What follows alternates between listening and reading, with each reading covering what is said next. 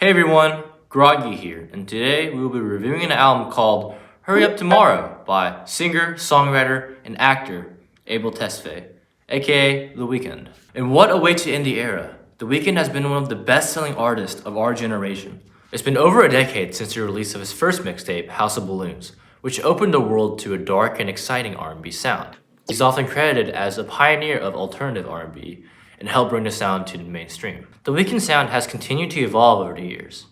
Albums that were created after signing with his record label, like that of Kissland and Beauty Behind the Madness, brought him to a more mainstream sound while also still having that raw, moody, and aesthetic aspect that he is known for. Over the years, The Weeknd has become more accustomed to a more poppy and mainstream sound. The release of Starboy signified this switch to a pop and electronic sound, with hit singles like Starboy, Die For You, and I Feel It Coming.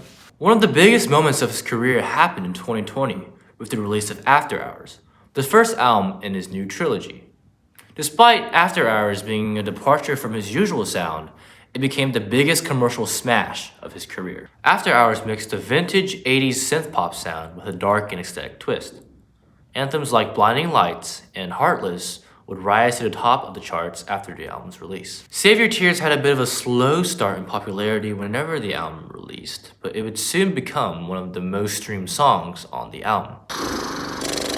In .fm, the second album in this trilogy, The Weeknd continues with heavy synths and leans into dance pop and electronic pop songs that are heavily inspired by 80s new wave, funk, and electronic dance music styles. The album isn't as dark and as moody as After Hours. It wasn't as big of a commercial success as After Hours was, and in my opinion, it didn't hit as hard as After Hours did on the first few listens. The album does grow on you though, and I like the fact that it is a very consistent album with a very cool theme. Okay, now on to this new album, Hurry Up Tomorrow. It spans over 90 minutes long, and it consists of 22 tracks. That is really long. The long track list might seem daunting, but the smooth and clever transitions help move this album forward and flow incredibly well. Hurry Up Tomorrow is a very cinematic album and features production and mixes from legendary producer Mike Dean and Daniel Lopatin, AKA One-O-Tricks Point Never. Although Daft Punk is not on the album, The Weeknd has electronic music legend Giorgio Moroder and French house duo Justice on the album. This album is a narrative of the highs and lows of the most recent stage of Abel's career. Abel wrestles with fame, isolation, addiction, love, and insecurity. He tries to find a light in this very dark situation. I enjoy how this album leans into that of a concept album, like the rest of the albums in this trilogy, with each track telling a compelling moment in the overall story. This album is a huge win for devoted fans, giving much to love. I enjoyed the variety and runtime of the songs. Some tracks could have been trimmed down a little bit in my opinion, but overall, this album was quite interesting and exciting.